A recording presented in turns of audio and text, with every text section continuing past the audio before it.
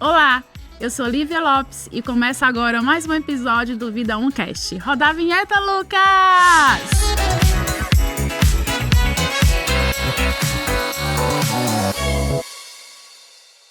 Isso todo mundo já sabe. Mudanças rápidas e complexas moldam o setor comercial das grandes empresas. Em um mercado cada vez mais competitivo, as empresas inovam para garantir o crescimento sustentável. E como se beneficiar de todas essas transformações? O Vida Cast de hoje fala sobre tendências e dicas para as áreas comerciais. E para me acompanhar nesse papo, eu costumo falar, viu, meus convidados, que todos os convidados são especiais, mas tem dias que eu sento aqui, que eu pego o meu papelzinho para eu anotar. Então, estou muito feliz que vocês estão aqui. Eu estou aqui com o Alberto Serrentino, conselheiro do Apvida. Bem-vindo, Alberto. Obrigado, Lívia. E temos também o Rafael Andrade, vice-presidente comercial e de relacionamento do Apvida. Bem-vindo, Rafa. Obrigado, Lívia. Um prazer estar com você e com o nosso mentor aqui, o Alberto. É verdade. O prazer é todo nosso. Alberto, eu sempre costumo estudar os meus convidados, né? Então, fui pesquisar sobre você. Fui no seu LinkedIn, vi lá corte de podcast, vi o que é que você gosta de falar, o que é que você escreve. E pesquisando sobre você, eu cheguei no seu livro, Varejo e Brasil, Reflexões Estratégicas.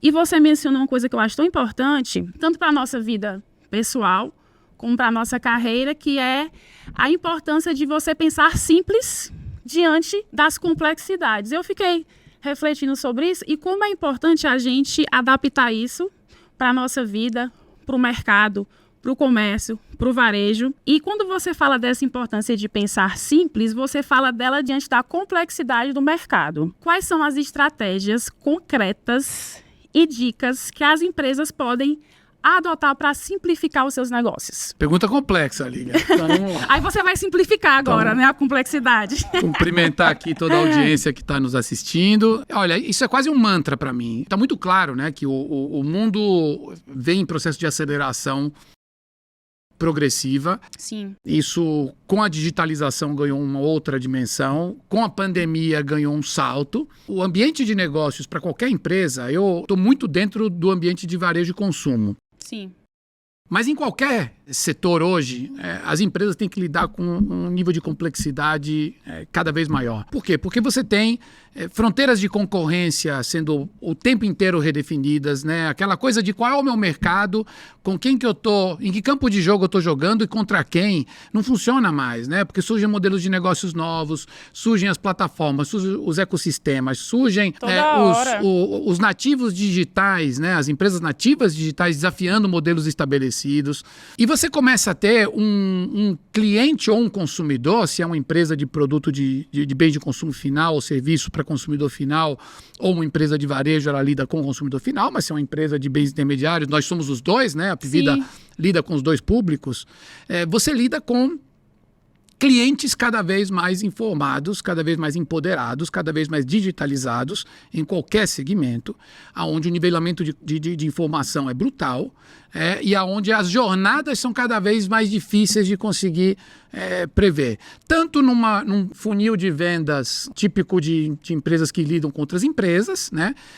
Como em empresas de consumo final que precisam encontrar, engajar e ativar suas bases de clientes e seus novos clientes. Então, num ambiente como esse, à medida em que as empresas também crescem, ganham escala e ganham complexidade operacional, é fundamental simplificar, mas simplificar tudo. Então, a estratégia tem que ser simples, a comunicação tem que ser simples, o alinhamento das lideranças tem que ser simples, a execução tem que ser simples, porque a velocidade com a qual as empresas têm que se movimentar, tomar decisões, delegar, descentralizar e manter norte em alguns princípios fundamentais, mas ser capaz de se adaptar a mudanças constantes, não funciona com complexidade, é incompatível com complexidade. Empresas burocráticas, empresas lentas, empresas muito hierarquizadas, empresas que não conseguem ter uma cultura e um sistema de valores claro e simples, que dê para as pessoas as fronteiras, as barreiras, os limites, mas que possa dar para eles também o norte de,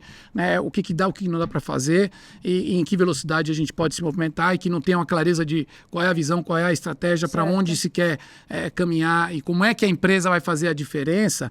Se isso não está entendido em todos os níveis, na hora da execução as coisas fracassam, porque é muito fácil desenhar uma estratégia brilhante no papel, é muito difícil fazer ela funcionar em escala, em modelos operacionais complexos e que tem muita gente envolvida. Então aí é um pouco essa questão. Eu acredito demais que as coisas funcionam melhor quando elas são simples e facilmente inteligíveis. Excelente. Você falou aí dessa mudança constante, né, que a gente precisa, as empresas, né, precisam estar se adaptando. E aí, Rafa, para você, pegando esse gancho aí do Serrentino, quais são as vantagens competitivas, aí falando agora de Hapvida, dos nossos produtos em relação à concorrência aos grandes players? O que é que na Hapvida, assim, para você, brilha diante dos nossos produtos? Não, Lívia, eu acho que até também pegando um gancho com o que o Alberto falou, esse desafio é o nosso desafio também. A gente tem hoje na maior operadora do país uma malha comercial e também uma malha operacional com mais de 80 hospitais espalhados ao longo do Brasil, com quase 9 milhões de beneficiários, mais de beneficiários de odonto, 16 milhões de pessoas sendo impactadas direta e indiretamente pelo nosso negócio. E tanto do ponto de vista de vender quanto de se relacionar, a complexidade que o Alberto trouxe também é um desafio para a gente. Verdade. A gente também está integrando 2 companhias gigantescas ao mesmo tempo, que traz a complexidade em dobro. De algo histórico, né? Fazer algo histórico. E eu acho que isso que o Alberto falou, eu acho que converge muito para o que a gente tem se proposto a fazer aqui, de tornar essa complexidade algo palatável, seja para o nosso parceiro, por exemplo, corretor, que ainda hoje tem 2 operadoras que ele se relaciona, seja para o nosso cliente final, como o Alberto falou, do varejo, seja para o nosso público interno, seja, né, para o nosso time comercial. Então, eu acho que simplificar tem sido um desafio grande para as corporações e a gente está caminhando com uma série de iniciativas nesse caminho de simplificar a rotina para a gente garantir que a gente vá na direção certa e na velocidade que a gente quer. E na linha de simplificar, eu acho que a gente tem na nossa companhia um modelo de negócio e uma proposta de saúde vencedora. O nosso modelo integral, né, de saúde integral, verticalizado, ele é algo que hoje no mercado brasileiro a gente consegue se diferenciar muito do que o produto básico ou o produto normal que o mercado entrega. E sustentável, né, Rafa? Principalmente. Além de ser um produto verticalizado, do qual a gente consegue cuidar da jornada, da saúde do beneficiário do início ao fim, né, de ponta a ponta, desde uma consulta simples até uma alta complexidade, a gente consegue fazer isso com o diferencial de controlar eficiente e ser como ninguém. Então, diferente de que outros modelos de operadoras em que o médico, o hospital, o exame são centro de custos, dentro do nosso ecossistema. Então, nenhuma das partes envolvidas tem o interesse de gerar nada além do que o necessário para que o nosso beneficiário tenha o que ele precisa, né? Que é a sua saúde bem cuidada, Lívia. Excelente, excelente. Nos últimos meses, eu tô mergulhando nessa tendência que vocês devem saber mais do que eu, inclusive outras, que é chamada o wellness, né? Que é o bem-estar integrado. E aí foi curioso porque eu comprei um livro sobre meditação. De wellness, eu desci para meditação. Aí comprei um livro de meditação. Aí do livro, eu descobri uma empresa que tem um aplicativo de meditação. Aí eu fui baixar o aplicativo e comprei o aplicativo de meditação. Depois disso, eu descobri que a mesma empresa oferece aulas de meditação, cursos de meditação, retiros de meditação.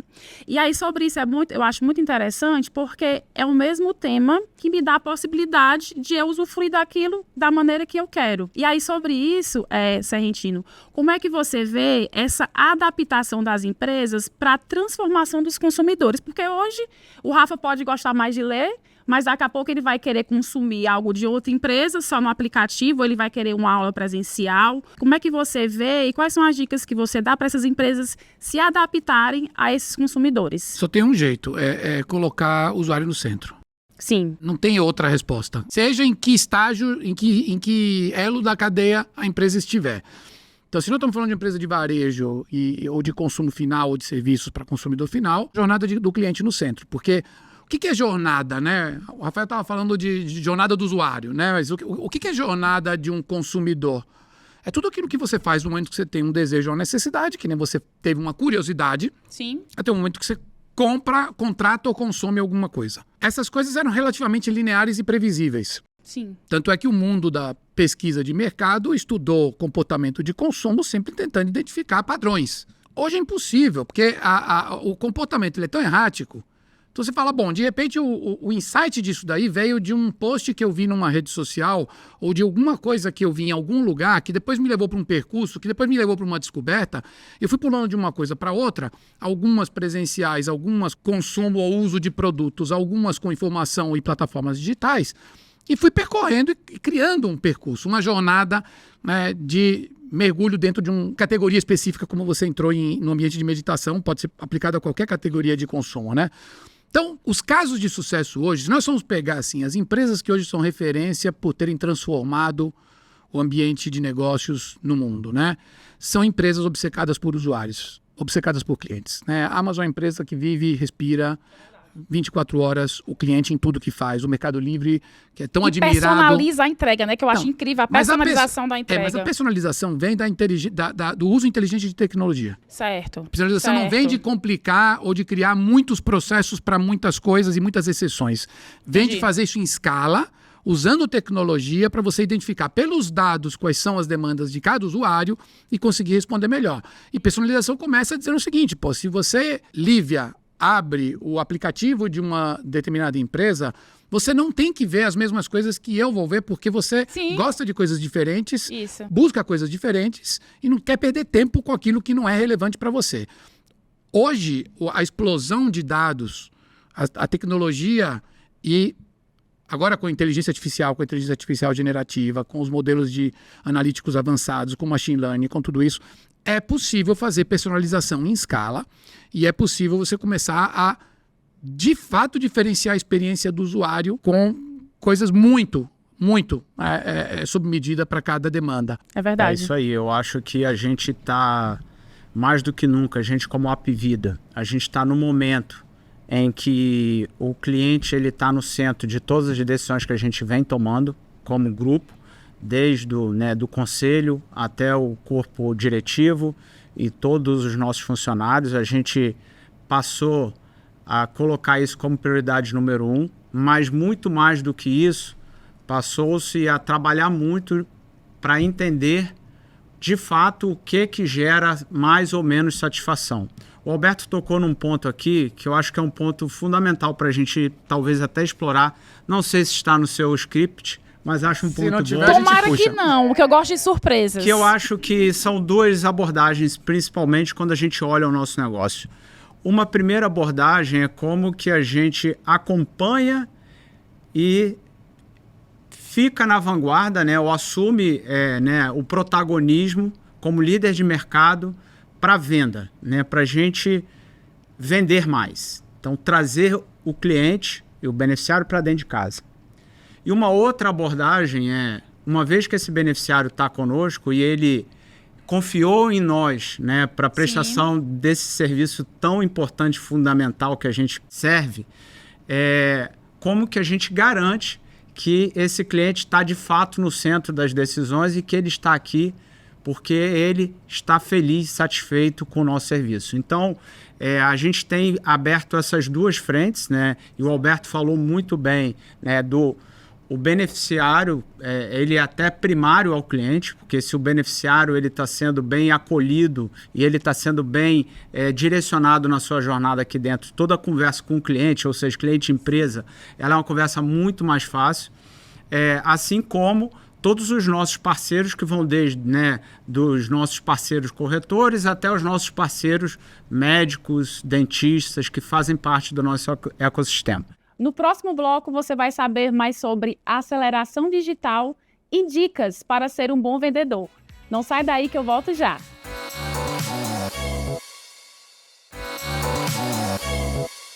eu abri esse videocast falando de tendências, aí eu vou fazer aqui uma pergunta para os dois. Vocês imaginam que daqui a 10 anos vai estar muito diferente do que é hoje? Tu consegue ter alguma visão, Serrentino, disso? Eu encurtaria um pouco essa janela. 10 anos é verdade. 10 anos tá difícil. De 2 anos pra cá já mudou tanto, né? Eu já falo, Lívia, assim, que Você eu acho que... vai fazer uma janela de quantos anos? 2 ou 5? Eu acho que hoje fazer exercícios estratégicos olhando mais do que 3 anos é futurologia, entendeu? Verdade. Porque o ambiente é tão imprevisível, além disso, é óbvio que você tem que ter visões de longo prazo, você tem que ter algumas ambições maiores que norteiam, né, para onde o negócio vai. Quando você passa a traduzir isso em ação e prioridades, não dá para olhar janelas longas, porque o cenário muda muito. O Brasil já é um país naturalmente instável, muito instável, já é um país de baixa previsibilidade, né? Nós temos um ambiente externo que oscila muito e que já desafia as empresas o tempo inteiro a terem que, né, redefinir prioridades e calibrar prioridades. Mas o mundo está andando num nível de incerteza e instabilidade cada vez maior. E velocidade, né? As mudanças que a tecnologia traz e os novos modelos de negócio que o tempo inteiro surgem, né, tornam cada vez mais difícil essa coisa de dizer, tá bom, onde é que eu estou, contra quem que eu tenho que me confrontar e o que eu vou fazer para tentar vencer, né? Então, eu acredito que, sem dúvida, as coisas serão bastante diferentes em 3 anos do que são hoje. Nós estamos ainda no estágio de arranque da inteligência artificial. Isso vai mudar radicalmente todos os negócios e vai mudar radicalmente a maneira como nós vivemos, aprendemos, nos comunicamos, nos relacionamos, trabalhamos e como as empresas organizam seus processos e lideram pessoas, né? Exato. Eu não vejo a inteligência artificial como destruidora de emprego. Jeito nenhum, Eu vejo ela como empoderadora de talentos e de pessoas. Perfeito. Acho que o aspecto humano é fundamental. Estou pegando pequenos exemplos do nosso universo, mas leva isso extrapolado para o mundo dos negócios e todas as empresas vão poder otimizar absolutamente tudo o que fazem, semi-automatizar muitas das coisas, tomar decisões melhores, com mais informações, com mais dados, com o cliente no centro das decisões e vão conseguir escalar a personalização, seja ela de serviço, de venda, né, de atendimento, de qualquer coisa que interaja com o cliente, com uma qualidade que hoje a gente não consegue enxergar. É verdade que isso está amadurecendo numa velocidade brutal. Então, quando você fala, o mundo estará muito diferente daqui a 3 anos, o mundo e o ambiente de negócios, não tenho dúvida. Foi ótimo você ter falado em inteligência artificial, porque hoje eu estava no Instagram na hora do almoço, a gente ainda fala da IA e ainda tem gente que tem resistência. E aí era um professor, era um psicólogo social americano que ele estava dizendo que a IA não tem 2 coisas que nós humanos temos, que é a capacidade criativa e a capacidade de tomar decisões. Então, essa coisa da gente colocar a tecnologia como vilã, né, que você falou uma coisa muito distante, isso realmente é ultrapassado e tem que usar mesmo a IA e a tecnologia para agregar aos negócios. E, Rafa, eu sei que você, porque eu também fui estudar você, né, fui fazer a minha lição de casa assim como eu fiz com o Serrentino. Eu queria que, para encerrar, você desse algumas dicas para quem trabalha em setor comercial.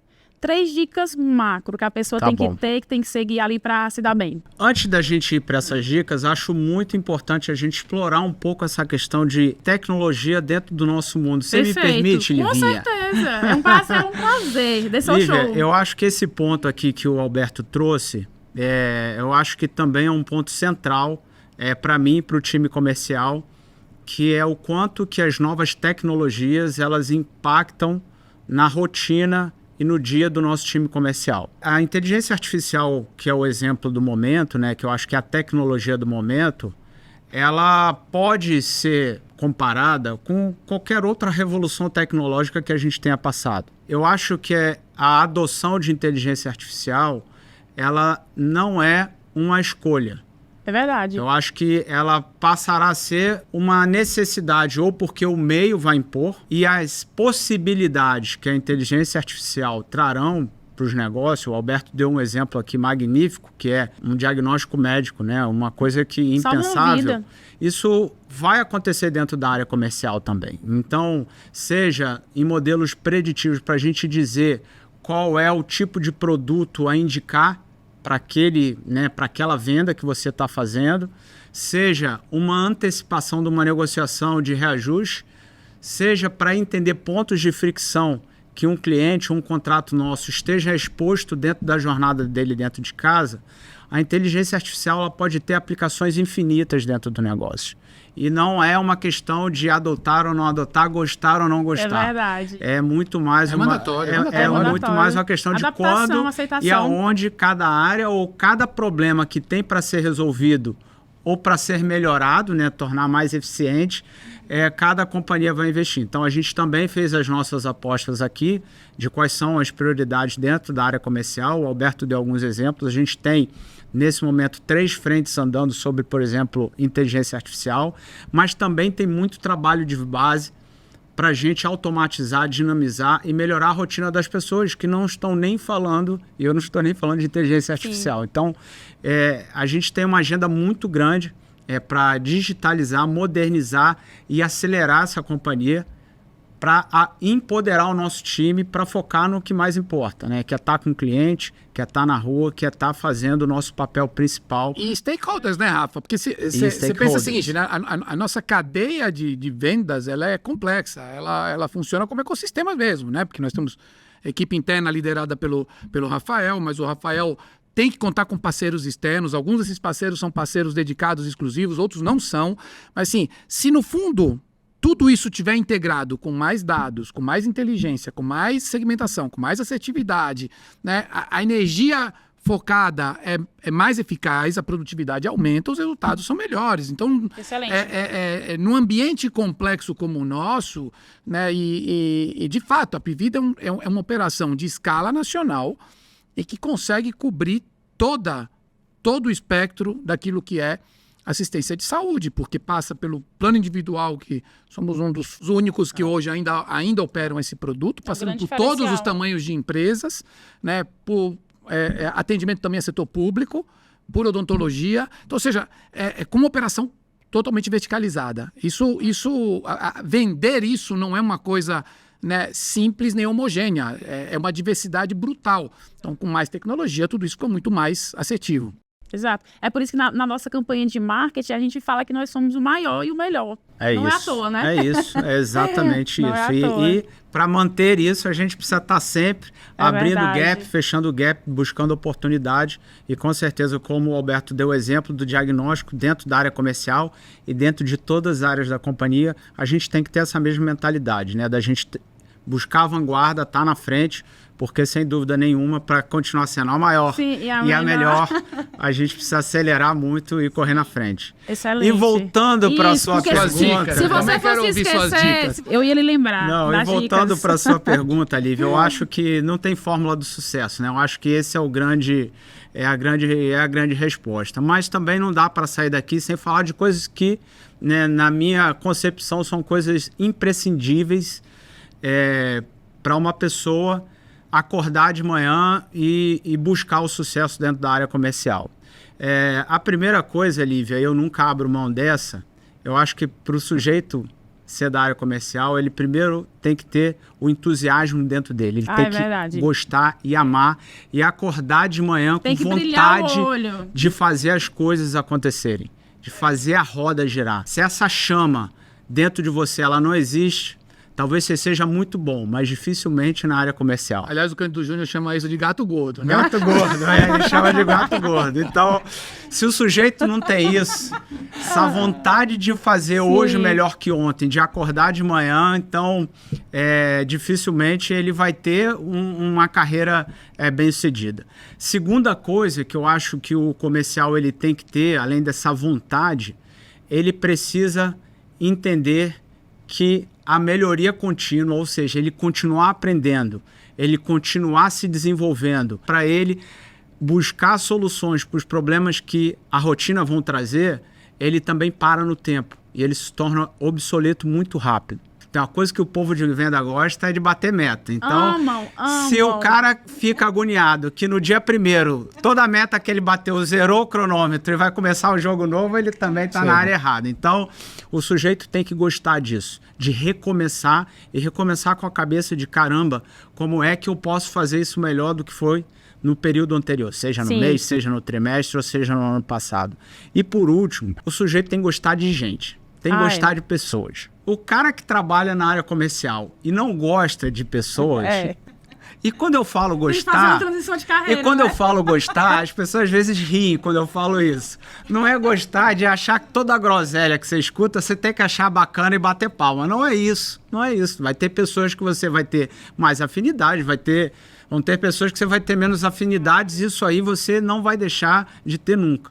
Mas gostar de estar com pessoas é algo muito importante. Então, eu acho que são características. Você pediu dicas, eu dei mais características do que dicas Deixa aqui. eu acrescentar outras duas aqui eu desse quero daqui, que a gente nessa feche lista nas do Rafa, 5. porque eu acho que valem para profissional de vendas, mas que vale para qualquer líder de negócios, que são pragmatismo e disciplina. E isso vale para o profissional de vendas, né? O pragmatismo é a capacidade de saber definir o que é mais importante, não dispersar, conseguir ter foco, conseguir fazer as coisas que têm que ser feitas, né? E a disciplina é, para mim, fator crítico de sucesso em qualquer circunstância. Assim, eu não acredito em profissionais de sucesso não disciplinados, eu não acredito em empresas de sucesso não disciplinadas, eu não acredito em países de sucesso não disciplinados, porque é um traço cultural fortíssimo que leva a desempenho, né? A disciplina que é a persistência, a perseverança, né? O de fato fazer os sacrifícios que precisam ser feitos para atingir os objetivos que precisam ser atingidos. Então, aquilo que o esporte nos ensina, não existe atleta de sucesso não disciplinado, para mim não existe profissional de sucesso não disciplinado. Excelente. Eu amei que eu pedi 3, ganhei 5. Muito olha bem. aí, hein? Muito obrigada, Rafa, pela sua participação. Foi um prazer receber você aqui. Obrigada também, Serrentino, pela sua participação. Foi um prazer recebê-lo. Obrigada a você que nos assistiu. Na descrição desse vídeo tem um link, porque a gente quer que você responda a nossa pesquisa para falar o que é que você está achando do nosso programa e os temas que você quer ver aqui na mesa. Inscreva-se no nosso canal, ative o sininho, curta esse vídeo e não esqueça, o nosso encontro é toda terça-feira. Até lá!